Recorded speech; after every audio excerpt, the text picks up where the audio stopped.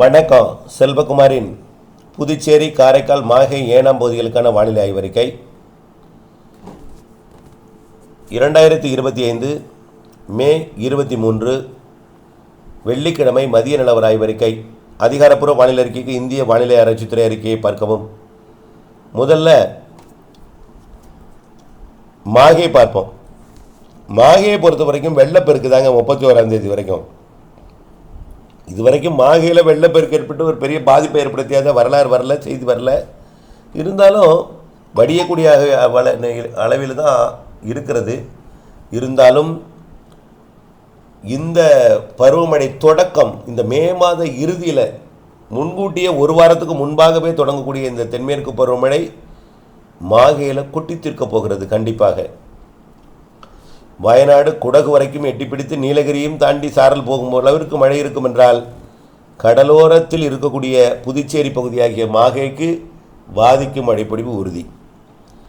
மகாராஷ்டிராவின் கடலோரத்தில் நீடித்து கொண்டிருக்கூடிய இந்த நன்கமைந்த காற்றழுத்த தாழ்வு பகுதி காற்றழுத்த தாழ்வு மண்டலம் வரைக்கும் தீவிரமடைந்து 28ஆம் தேதி வரைக்கும் அரபிக்கடலோர மாநிலங்களுக்கு மழைப்பொழிவை கொடுத்து கொண்டிருக்கும்.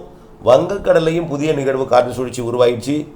இதன் காரணமாக இப்போது வடக்கு வங்கக்கடல் பகுதியில் ஒடிசாவை ஒட்டி போய் ஒடிசா மற்றும் அதனை ஒட்டியுள்ள ஆந்திர பிரதேசத்தின் வடக்கு பகுதி கரையில் காற்றழுத்த தாழ்வு பகுதி வரக்கூடிய 27ஆம் தேதி உருவாகும். இதனாலேயும் தென்மேற்கு பருவமழை தொடரும்.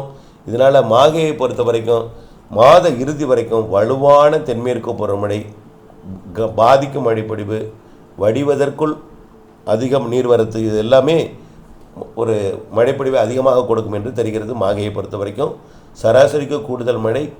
இது தென்மேற்கு பருவமழைக்கு தொடங்குவதற்கு முன்பே மே மாதத்தில் பெய்கிறதுனால கோடை மழையில் தான் வரப்போகிறது. இருந்தாலும் கோடை இறுதியில் வலுத்த மழைப்பொழிவு சற்று அச்சுறுத்தும் என்பதை தெரிவித்துக் கொள்கிறேன். அடுத்தபடியாக ஆந்திர பிரதேசத்துக்குள்ளே இருக்கக்கூடிய புதுச்சேரி பகுதியான ஏனாம் பகுதி, ஏனாமை பொறுத்த வரைக்கும் தினசரி மழை தான்.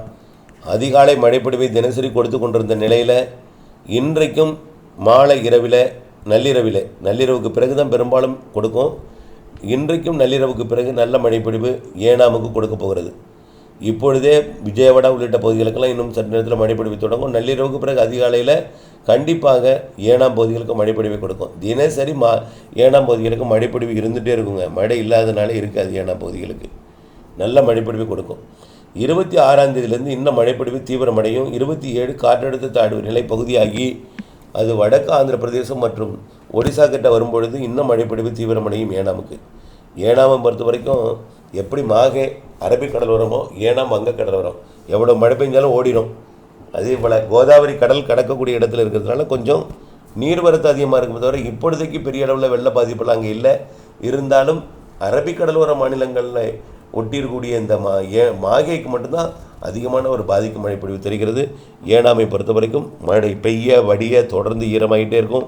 ஈரம் இருந்து கொண்டே இருக்கும். விவசாயத்துக்கு ஏற்ற மழை தொடர்ந்து தினசரி இரவு வந்துவிட்டால் மழை, நள்ளிரவு அதிகாலையில் கனமழை என்று தினசரி மழை தான்.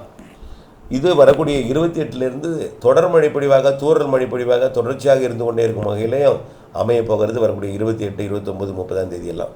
ஆகவே காற்றழுத்த தாழ்வு நிலை பகுதியாகி வடக்கு ஆந்திர பிரதேச பகுதியில் அமையும் என்பதனால் தொடர் மழைப்பொழிவை கொடுக்கும் என்று எதிர்பார்க்கப்படுகிறது.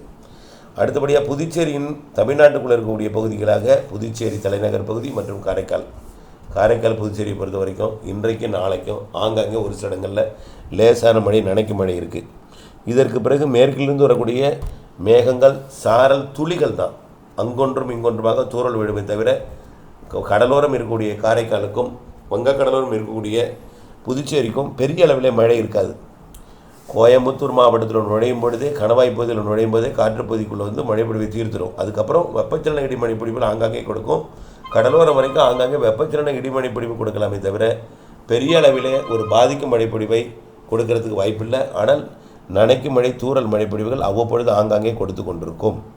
ஆனால் தினசரி பெய்த இடத்துல பெய்யாது, வெவ்வேறு இடங்களில் நினச்சிக்கிட்டு இருக்கும். அப்படியே இது மேற்கு தொடர்ச்சி மழையோட தீவிரம் காரணமாக தான் அமையும் என்பதை தெரியப்படுத்த விரும்புகிறேன். இணைந்திருங்கள். அப்படின்னு சொல்ல நன்றி.